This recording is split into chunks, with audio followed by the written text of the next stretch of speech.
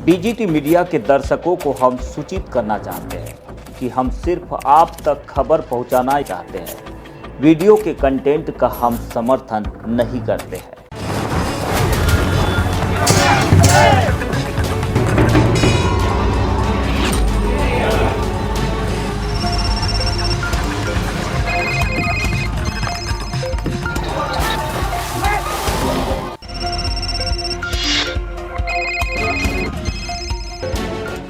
MP के पांढुर्णा में गोटमार उत्सव के दौरान पथराव में 800 से ज्यादा लोग हुए घायल, जिनमें से 5 की हालत गंभीर है और पुलिस निगरानी के बावजूद 2 घायलों को नागपुर रेफर किया गया है।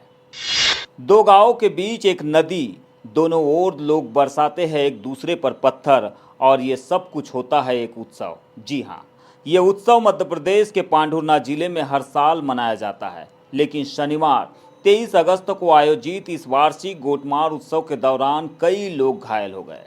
इस परंपरागत मेले के दौरान पथराव में 800 से ज़्यादा लोग घायल हो गए, जिनमें 5 की हालत गंभीर बताई जा रही है। अधिकारियों के मुताबिक 2 घायलों में पांढुर्णा निवासी ज्योतिराम उइके 38 वर्ष, दीपक राउत 21 वर्ष को पैर में गंभीर चोट आने के कारण नागपुर रेफर किया गया है। आखिरकार क्या है गोटमार उत्सव, चलिए आपको आगे बताते हैं। पांढुर्णा और सावरगांव के बीच लगभग 300 साल से चली आ रही यह परंपरा एक अनोखे पथराव के लिए जानी जाती है।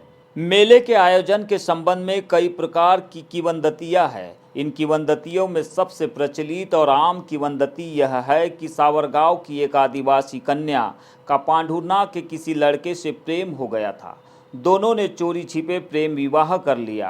पांढुर्णा का लड़का साथियों के साथ सावरगांव जाकर लड़की को भगाकर अपने साथ ले जा रहा था। उस समय ऐसा कहा जा रहा है कि जाम नदी पर यह दिखने वाला पुल नहीं था। नदी में गर्दन भर पानी भी रहता था, जिसे तैरकर या फिर किसी की पीठ पर बैठकर पार किया जा सकता था। और जब लड़का लड़की को लेकर नदी से जा रहा था, इसी समय सावरगांव के लोगों को पता चल गया और उन्होंने लड़कों और साथियों के साथ पत्थरों से हमला शुरू कर दिया। जानकारी मिलने पर पहुंचे पांढुर्णा पक्ष के लोगों ने भी जवाब में पथराव शुरू कर दिया।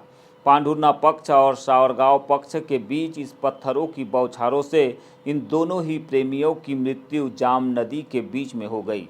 दोनों प्रेमियों की मृत्यु के पश्चात दोनों पक्षों के लोगों को अपनी शर्मिंदगी का एहसास हुआ और दोनों प्रेमियों के शवों को उठाकर किले पर मां चंडिका के दरबार में ले जाकर रखा गया और पूजा अर्चना के बाद विधि विधान से दोनों का अंतिम संस्कार कर दिया गया। संभवतः इसी घटना की याद में हर साल यहाँ पर पूजा अर्चना कर गोटमार मेले का आयोजन किया जाता है।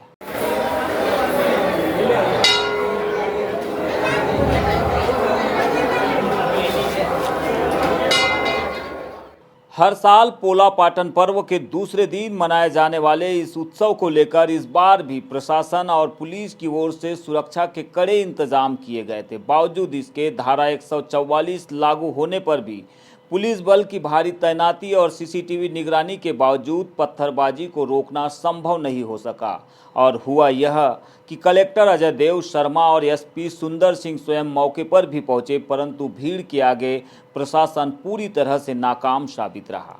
इस साल पुलिस ने उत्सव की निगरानी ड्रोन कैमरों से की। गुलेल, हथियार और शराब के इस्तेमाल पर रोक भी लगाई थी। 500 से ज़्यादा पुलिसकर्मी और 10 एम्बुलेंस मौके पर तैनात की गई थी। कई मेडिकल टीम भी पूरे समय सक्रिय रही, फिर भी 800 से ज़्यादा लोग घायल हो गए। पुलिस अधीक्षक सुंदर सिंह कनेश ने बताया कि इस बार कोई समूह झंडा हासिल नहीं कर सका और समिति ने आपसी सहमति से कार्यक्रम को समाप्त कर दिया। परंपरा के साथ विवाद को दर्शाती यह कहानी गोटमार के नाम से प्रसिद्ध है। मध्य प्रदेश का एक ऐतिहासिक उत्सव इसे माना जाता है, लेकिन हर साल यह हिंसा और चोटों के कारण चर्चा में रहता है। प्रशासन द्वारा सुरक्षा इंतजाम के बावजूद इस बार भी बड़ी संख्या में लोग घायल हुए हैं। हालांकि आयोजन बिना किसी गंभीर विवाद के संपन्न हो चुका है, लेकिन एक बार फिर इस परंपरा की सुरक्षा को लेकर सवाल खड़े हो गए हैं। परंपरा चल रही है, उसकी एक कहानी है कि सावरगांव की लड़की और पांडुर्णी इधर शहर का लड़का, इनमें प्रेम प्रसंग होता है और ये अमावस्या के अपने आज के दिन होली के दूसरे दिन वो घर के लोग सहमति नहीं देते तो वो लड़की को खींच के लाता है, मतलब ऐसा भगा के लाता है। तो वो नदी तक आते हैं तो सावर गांव के लोग को लगता है ये भगा के ले जा रहा है, तो उस पर फतरे मारते हैं। और तो पांडुरना वाले वो बचाव के पक्ष में इधर फतरे मारते हैं। ये पेड़ यानी एक प्रेम कहानी का